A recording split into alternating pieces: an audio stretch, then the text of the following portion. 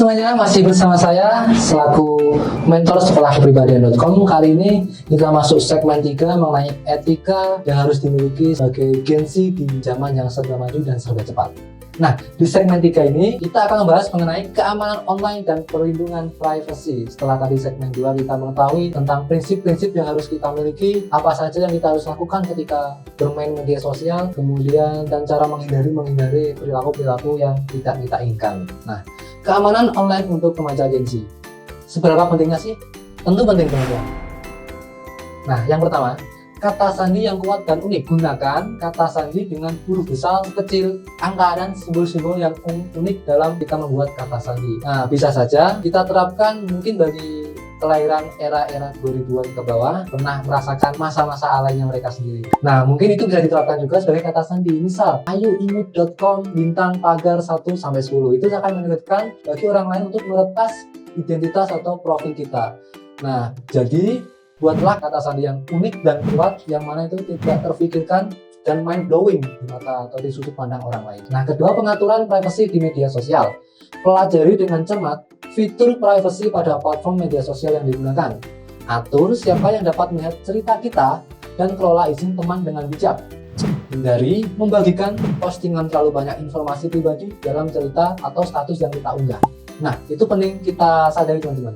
Banyak dari kita membagikan status-status atau menyebarkan informasi kita pribadi secara berlebihan di konten media sosial, entah itu Instagram, WhatsApp, TikTok, Shopee nggak bisa, teman-teman. Banyak mereka terbuai dan merasa hidupnya itu dipenuhi oleh konten-konten yang harus mendapatkan validasi dari teman-teman sosial konten lainnya. Nah, itu jangan, teman-teman. Kita harus bisa membedakan mana yang harus kita bisa share ke media sosial, mana yang harus kita jaga privasi kita. Supaya apa? Supaya nanti tidak terjadi hal-hal yang kita inginkan. Seperti itu. Sudah banyak kasus mungkin untuk teman-teman di luar sana atau influencer bahkan kalau kita mengikuti itu sudah ada banyak yang harusnya mereka tidak bagikan, itu mereka bagikan, akhirnya apa? Akhirnya menjadi satu bumerang bagi mereka sendiri gitu. Nah, itu jangan sampai terjadi pada kita. Kita harus bijak-bijak dalam menggunakan media sosial tentunya. Selanjutnya, autentikasi 2 faktor atau 2FA. Aktifkan autentikasi 2 faktor pada akun-akun penting seperti media sosial, email, ataupun akun-akun perbankan. M-banking kalian perlu dijaga dengan baik-baik. Harus paham terkait pengaturan fitur privasi online-nya. Yang keempat, mentor keamanan digital.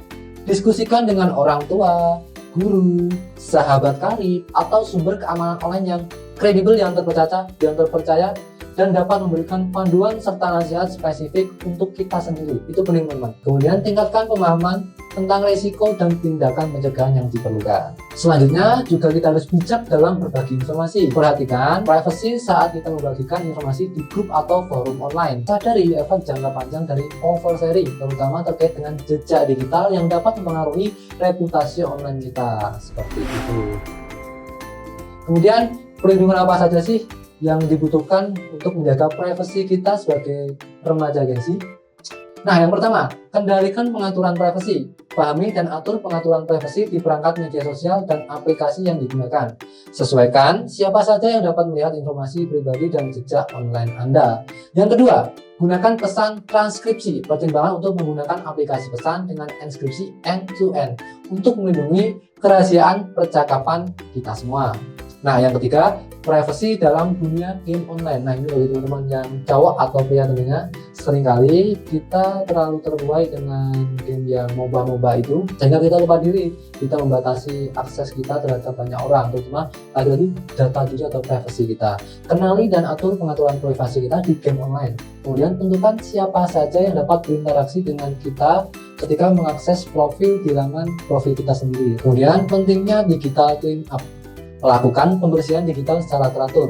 Hal ini tentu guna untuk menghapus virus-virus atau rekaman-rekaman yang sudah tersimpan di galeri supaya nanti tidak membekas dan menjadi jejak digital yang menakutkan. Kemudian hapus posting atau foto yang tidak lagi sesuai dengan preferensi privasi Anda. Kemudian manfaatkan VPN dengan bijak.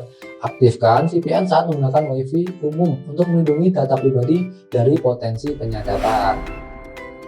Nah, selanjutnya kita akan lanjut ke segmen 4. Jangan lupa untuk terus menonton video-video yang bermanfaat dari sekolahkepribadian.com.